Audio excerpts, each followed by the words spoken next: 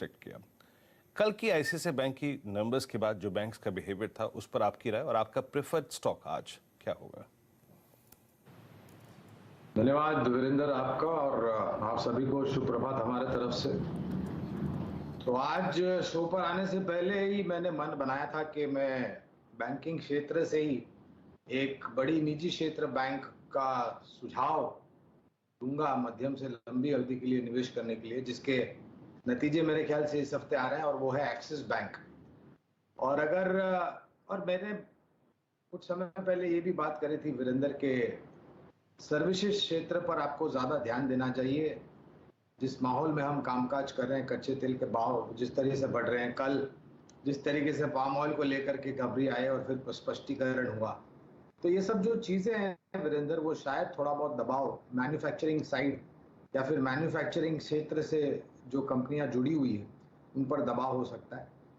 विपरीत विचार जो है वो बैंकिंग, एनबीएफसीज, आईटी क्षेत्र, life insurance companies, telecom service providers companies बड़ी, इन पर आपको ध्यान देना चाहिए। और मुझे लग रहा है कि हमने तीसरी तिमाही पर अगर मैं ध्यान दूं, जो नतीजे एक्सिस बैंक के आए थे उसके आधार पर मुझे लग रहा है कि और जो आईसीआईसीआई बैंक ने नतीजे पिछले हफ्ते शनिवार को दिए, ये दोनों चीज को ध्यान में रखते हुए मुझे लग रहा है कि एक्सिस बैंक एक बेहतर विकल्प हो सकता है।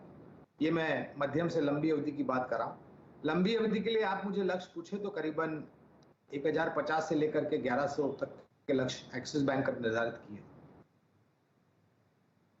एल&टी आता है वीरेंद्र, जहां तक कैपिटल गुड्स इंजीनियरिंग की बात है, और अब जिस तरीके से हाइड्रोकार्बन बिजनेस में भी हम तेजी देख रहे हैं, साथ साथ जो डिफेंस में इन्होंने निवेश किया था वहां पर भी मेरे ख्याल से योगदान आपको बेहतरीन तरीके से बैलेंस शीट पर आता हुआ नजर आएगा। अगर और कैपिटल गुड्स इंजीनियर पर मैं स्पष्ट रूप से बता दूं वीरेंद्र, आपका नजरिया साल भर का नहीं होना चाहिए बल्कि 1.5-2 साल का हो तो बेहतर होगा। और ये इसलिए क्योंकि इनके पास जो ऑर्डर बुक होती है वो बहुत ही कॉम्प्लेक्स होती है और हाई टेक्नोलॉजी और प्रिसिशन टेक्नोलॉजी वाली होती है, और ऑर्डर बुक को पूरा करने के लिए सक्षम रूप से थोड़ा समय लगता है। इस वजह से अगर आप 1.5-2 साल का नजरिया रखते हैं तो मेरे ख्याल से 2200-2300 तक के लक्ष्य आपको बहुत ही आसानी से आते हुए नजर आएंगे। कोई स्टॉक अगर अपीयर हो रहा आपकी कन्विक्शन लिस्ट में, वो क्या होगा बताइए? तो वीरेंद्र, अभी ऑटो क्षेत्र का जिक्र हुआ था कुछ समय पहले और टाटा मोटर का मेरे ख्याल से बातें चर्चा हो रही थी। तो चौपहिया वाहनों में अगर मुझे एक कंपनी पसंद करनी हो तो वो होगी महिंद्रा एंड महिंद्रा M&M। मेरे ख्याल से 880 के आसपास मौजूदा स्तर है।